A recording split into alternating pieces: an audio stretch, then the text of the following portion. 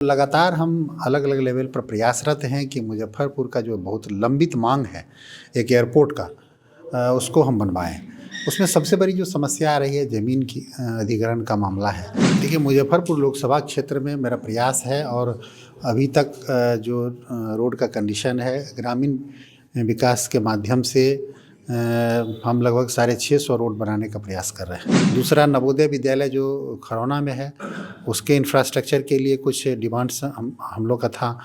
और आपको जान कर के बहुत खुशी होगी कि आज वहाँ से फ़ोन भी आ गया वहाँ के प्रिंसिपल को कि आप लिख करके जितना देना है जो इंफ्रास्ट्रक्चर में चाहिए। नमस्कार, आप फर्स्ट लुक बिहार देख रहे हैं और मैं हूं अभिषेक रंजन। अभी हमारे साथ केंद्रीय जल शक्ति राज्य मंत्री राजभूषण निषाद जी हैं। इनसे जानते हैं कि मुजफ्फरपुर में सबसे बड़ा मुद्दा पताही एयरपोर्ट का है। तो सबसे पहले वहीं से शुरुआत करते हैं। आप बीते दिन मुख्यमंत्री नीतीश कुमार से ही मिलने गए थे पताही एयरपोर्ट को लेकर, क्या हुआ, कितना प्रोसेस आगे बढ़ा इसको लेकर? देखिए, हम लगातार अलग अलग लेवल पर सबसे पहले मैं सिविल एविएशन मिनिस्टर से रेड्डी साहब से 2 बार मिल चुका हूँ। और उसके बाद देश के यशस्वी प्रधानमंत्री नरेंद्र मोदी जी से भी मैं एयरपोर्ट के मसले को लेकर के मिल चुका हूँ। उसके बाद वहाँ से मिलने के बाद मैं आदरणीय विकास पुरुष नीतीश कुमार जी से जाकर के मिला हूँ। तो लगातार हम अलग अलग लेवल पर प्रयासरत हैं कि मुजफ्फरपुर का जो बहुत लंबित मांग है एक एयरपोर्ट का, उसको हम बनवाएं। उसमें सबसे बड़ी जो समस्या आ रही है ज़मीन की अधिग्रहण का मामला है, क्योंकि कुछ लोकल लोगों की कोई आपत्ति है, उसको भी हम सामाजिक स्तर पर सुलझाने का प्रयास कर रहे हैं। इसके साथ साथ बीच में विरोध भी देखने को कहीं ना कहीं मिला था, उसको कैसे निपटारा करेंगे? जैसा कि मैंने बताया आपको कि मैं सामाजिक स्तर पर भी जो वहाँ जिनका ज़मीन जा रहा है वैसे लोगों से, प्रभावित लोगों से मैं संपर्क करने का प्रयास कर रहा हूँ। और उनसे एक राउंड मेरी मीटिंग भी हो चुकी है। कल भी उनसे मीटिंग होने वाली है। कुछ उनके जो रिप्रेजेंटेटिव होंगे, उनके कुछ डेलीगेट्स होंगे, वो हमसे मिलेंगे और उसके बाद हम लोग मिल बैठ करके तय करेंगे कि उनके हित को ध्यान में रखते हुए भी हम लोग डिसीजन लेंगे और प्रयास रहेगा कि एयरपोर्ट मुजफ्फरपुर को मिले।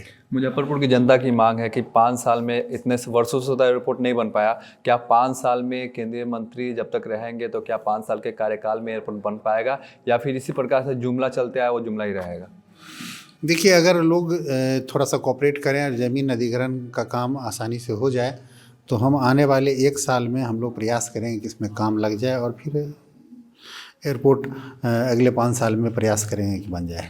अच्छा, मुजफ्फरपुर स्मार्ट सिटी में घोषित हो चुका है। स्मार्ट सिटी का मुजफ्फरपुर में कार्य भी चल रहा है। आप खुद मुजफ्फरपुर के सांसद भी हैं। लगातार कहीं ना कहीं स्मार्ट सिटी में भी लापरवाही देखने को मिल रही। एक ही सड़क 7 महीने में 2-2 बार धंस जा रहा है, वो भी जिला मुख्यालय के सामने। तो इसको किस प्रकार से देख रहे हैं? इसके लिए हम अभी बिहार के सम्मानित मंत्री भाई नितिन नवीन जी से मेरी मुलाकात हुई है। दिल्ली में हम लोग बैठे थे और वो भी काफ़ी चिंतित हैं। एक दिन हम लोग आएंगे इस मुद्दा को लेकर के, और संबंधित जो भी पदाधिकारी जहाँ भी गड़बड़ी हो रही है उसको हम लोग देख रहे हैं, बारीकी से देख रहे हैं। और आने वाले दिनों में आवश्यकता लगेगी तो इसको बड़े लेवल पर कार्रवाई भी हम लोग करेंगे। 1 साल कार्यकाल का आपको होने को है।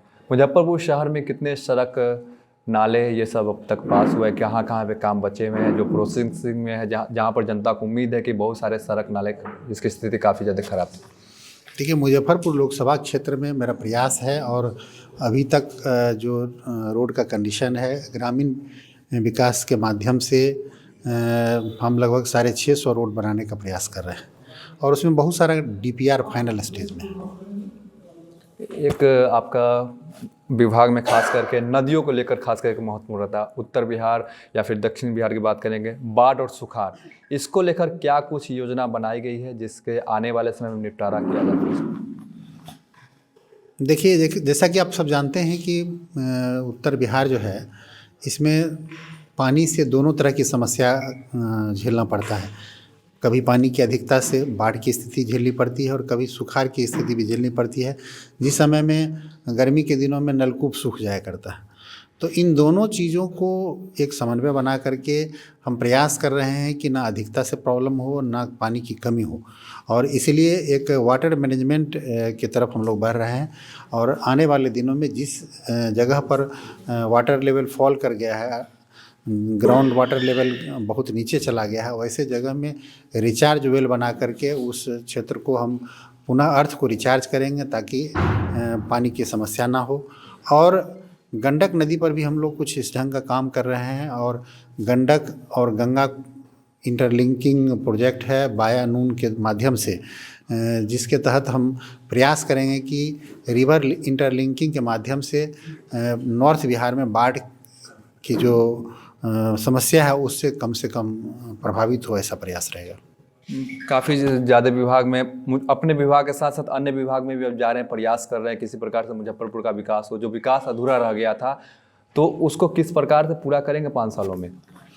देखिए, अभी रिसेंटली हम कल गए थे, देश के माननीय शिक्षा मंत्री जी से हम मिले थे और उनका बहुत सकारात्मक रवैया रहा।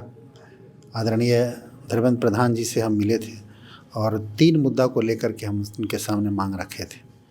पहला था बिहार यूनिवर्सिटी के लिए एक बड़ा पैकेज, ताकि बिहार यूनिवर्सिटी का जो कॉलेज है उसका इंफ्रास्ट्रक्चर बेहतर किया जा सके।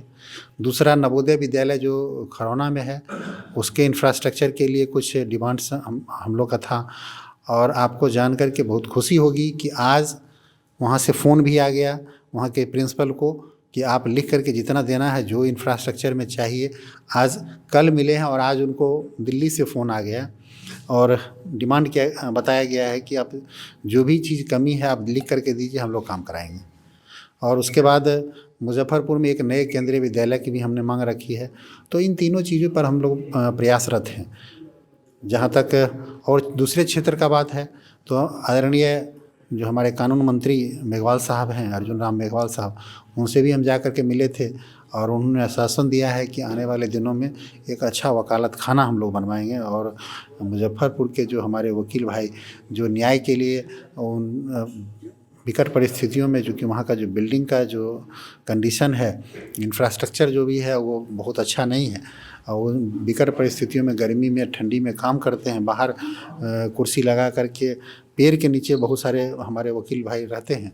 तो इन समस्याओं से निजात दिलाने के लिए हम प्रयासरत हैं कि एक अच्छा वकालत खाना बने और इसके लिए हम देश के कानून मंत्री जी से मेघवाल साहब से मिले और उन्हें बहुत सकारात्मक पहल किया और हम लोग प्रयासरत हैं कि उसको जल्दी से जल्दी बनवाएं। एक और आखिरी सवाल है, मुजफ्फरपुर वासी भी चाहते हैं कि वंदे भारत एक्सप्रेस मुजफ्फरपुर से गुजरे, इसके लिए क्या कुछ प्रयास है आपका?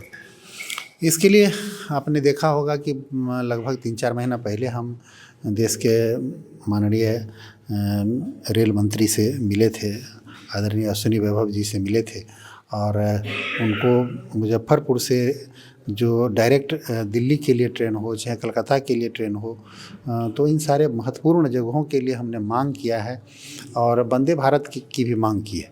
तो वंदे भारत की जो स्थिति है बहुत ज़्यादा पहले से जिन लोगों ने डिमांड कर रखा है, तो पहले वहाँ को देखते हुए मुजफ्फरपुर को भी प्राथमिकता दी जाएगी, ऐसा उन्होंने आश्वासन दिया है। वर्ल्ड क्लास स्टेशन मुजफ्फरपुर बन रहा है।